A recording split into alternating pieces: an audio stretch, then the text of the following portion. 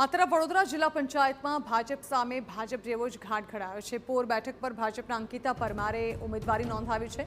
અંકિતા પરમાર સામે ભાજપના જ નયના પરમારે અપક્ષ ઉમેદવારી કરી છે।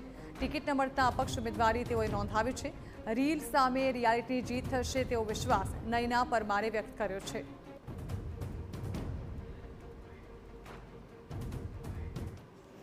મને વિશ્વાસ છે કે રીલ સામે રિયાલિટીની જીત થશે।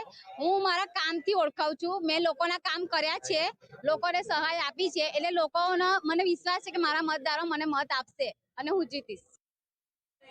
તો નયના પરમારની ઉમેદવારી પર અંકિતા પરમારનું નિવેદન સામે આવ્યું। તેઓએ કહ્યું કે લોકશાહીમાં દરેકને ચૂંટણી લડવાનો અધિકાર છે।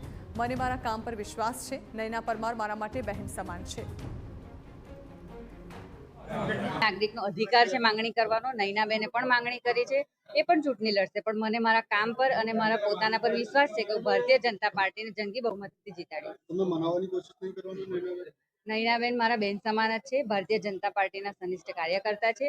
સ્વાભાવિક છે એમને થોડું મન દુઃખ થયું હશે, કેમ કે પાર્ટી તરફથી એક જ જણનું મેન્ડેટ મળે છે, પણ અમે બે બેન સમાન જ છે ને કાયમ અમે સાથે જ કાર્ય કરવાના છે।